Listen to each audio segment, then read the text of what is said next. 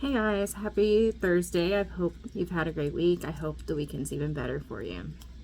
I was originally going to do this video over something else, but I was guided through a dream this week to cover auras. If you don't know what an aura is, it is the energetic light body, I guess, would be the term around you. It's your electromagnetic field that your body creates. And it's not even just our bodies. That's what's most associated with auras. But anything you give energy to, attention to, like a perfect example is a light bulb. The light it shines is its aura. That's basically it. But you take an energy source, and in this case, I'm talking about the human body for now. So the aura is essentially what your body is emitting when I am talking currently. And there's, I think, 6 layers. It starts with the light body, which is just pure light. And it goes all the way to the etheric body, which is it looks starlight. It has points of energy, like really crisp. And in between are like your emotional, astral, mental levels. And that's kind of where I think when it's portrayed by media and like shows, those middle layers are the ones most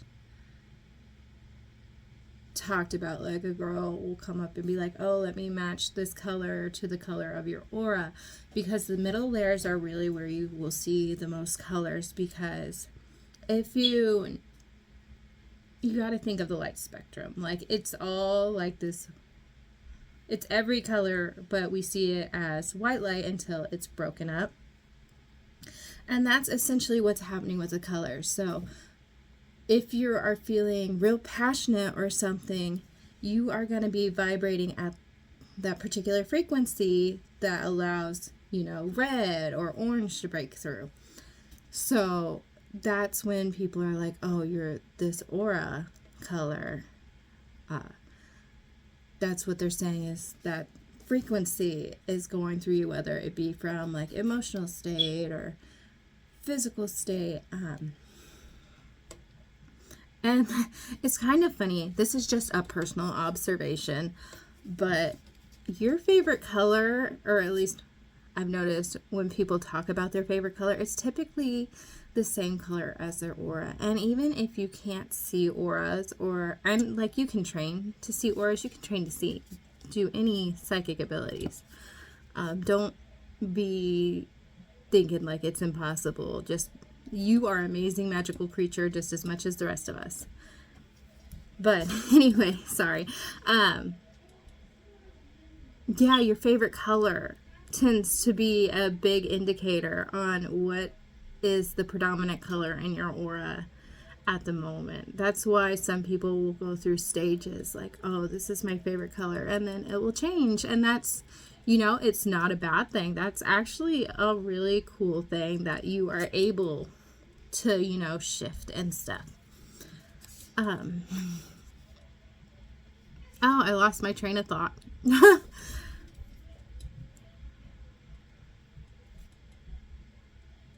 I'm going to go find it real quick. I just remembered. So, I was talking about how you can perceive auras and teach yourself, but you don't. I believe that most people are able to perceive auras, just not visually.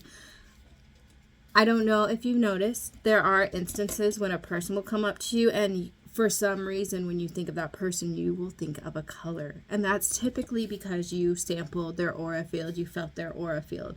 And that's what comes to mind. Like, because you gotta remember, when dealing, our physical body is limited, but our energy field, our light body isn't. So our light body is perfectly seeing others' light body. Like, we're all just light perceiving each other.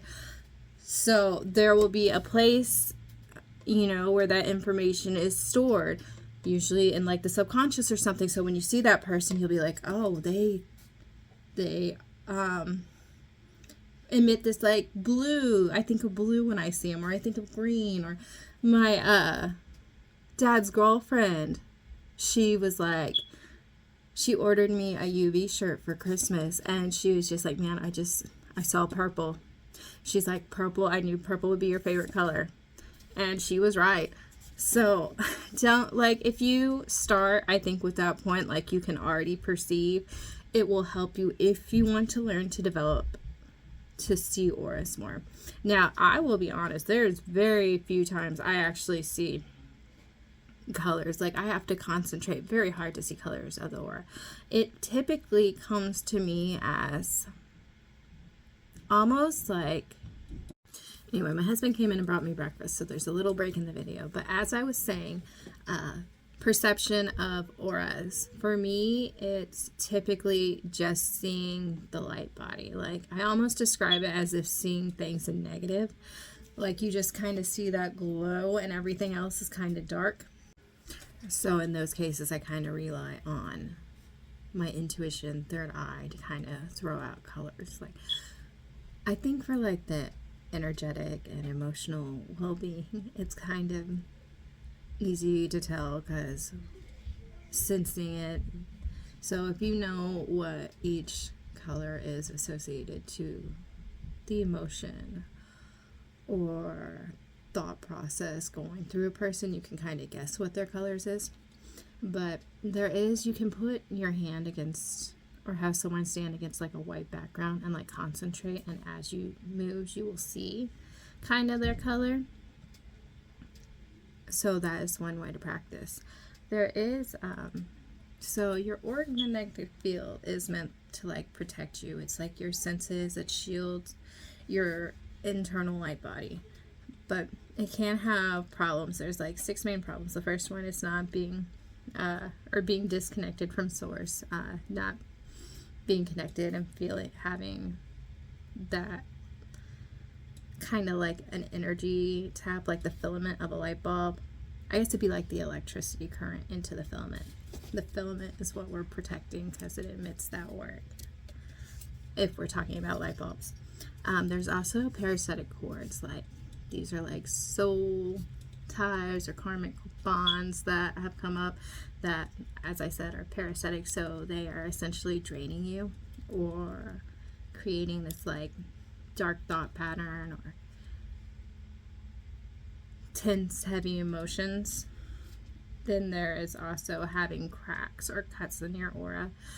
And I heard, when I was 13, I went through like a lot of surgery, so I was in and out of the hospital. And I will say that hospitals is definitely a place you would want to cleanse from because of the sickness and stuff there. It tends to have a lot of parasitic type entities there because it's basically a restaurant for it. But I was told when you have surgery or even like getting piercings or tattoos, you can get a hole in your aura that way. And the reason I was told is because I had surgery and they're like, that's something that'll need to be patched up. I don't know if that's legit, but it is what was told to me, so I will pass it on in case it resonates with someone else. Energetic debris. This is like when someone who's in a negative mindset comes off, like if they're gossiping or, you know, those people who have perpetual rants, woe is me, comes in and like word vomits their frustrations, it gets caught in your energetic. So you have this residual, if you allow it, if you have their residual like anger or stuff, they like pass it on to you. And that can be cleared away. You can just release that at the end of the day real easy. Watchers, I don't understand them, but they are there. They're just beings that watch. The only one I have physically seen and remember was just this dark figure in a cloak, standing in the kitchen watching me, and that's all they do is they watch. I don't even know if they're bad or not. And like I said, that's my only experience, and I know there's other stuff about it. I will probably do a little bit more research on it later on because I brought it up, so I feel like I should talk about it later. But yeah, that's basically my only experience with it.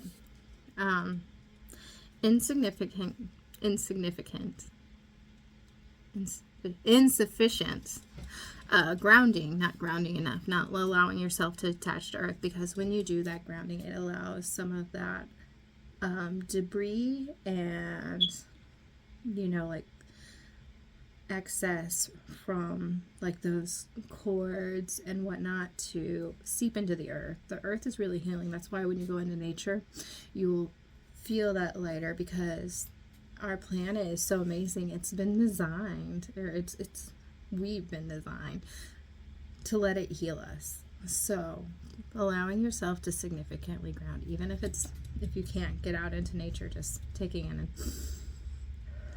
breathing, especially like with focus on the heart, because your heart actually has a stronger magnetic field than your brain does. Isn't that like wild?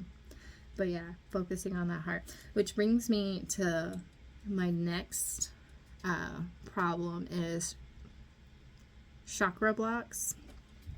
I hope I'm saying that right. And that's when one of your chakras, there is 7 main ones within the body. There is crown, third eye, throat, heart, solar plexus, sacral, and root. And if you have blockages there in any of them, you will notice, like in your root chakra, that's like your stability, your home. And incidentally, it restabilizes every 30 years. Like from 30 to 34, you will find this like reboot of your like foundation, finding your home, finding your core, which I think is funny because it also correlates to a person's Saturn return. Isn't that wild how that kind of syncs up? It's always really, I feel very validating when like ideas sync together and they don't even realize it. But yeah, so the root is like your stability. Your sacral is obviously like your drive, your creativity. Solar plexus is like your gut feelings and whatnot. It's the one I know the least about, sorry. Then there's your heart, which is your biggest electromagnetic. It's what allows you to open to source, allows you to open up to receive. Your throat is obviously what you speak, and third eye allows you to perceive things outside the norm, and your crown is your connection to source as well. So I will say, like, this beginning of the year, I did have a blockage in my heart chakra, and I didn't even realize how bad it was affecting me. But I did a removal, and it was like I had a shaman on Etsy do it. But yeah, I just held my hand and like bent over because I just felt the flow go through. And I will admit, like, I had like guessings. I had been working on more heart opening meditations and stuff, but it did not work to the level the shaman did. But yeah, it was instantaneous, like flow. And like for years, like I could feel like myself becoming more callous. I could feel that blockage, like things that used to touch me. And now, like, I cry on a dime. Like I cry when I'm feeling joyful, when I'm feeling sad in movies, anything in movies. Me and my youngest will just be there. Oliver and Company we watched this last weekend, and that beginning did a doozy. We were both just bawling. But yeah, so having your energy centers blocked will affect you. And then I said I was going to keep to humans. We're going to kind of move off to the fact that when we interact with everyday objects, we are filling it with energy, especially like things like you touch regularly. So they'll like slowly get their own energetic field, which is kind of cool. So like objects that you look at and you're like, think of a color, that's them getting their own energetic field, which I think is really exciting. I think this is all I have to say on auras for today, but I hope you guys have a great weekend, and I'll see you next Thursday.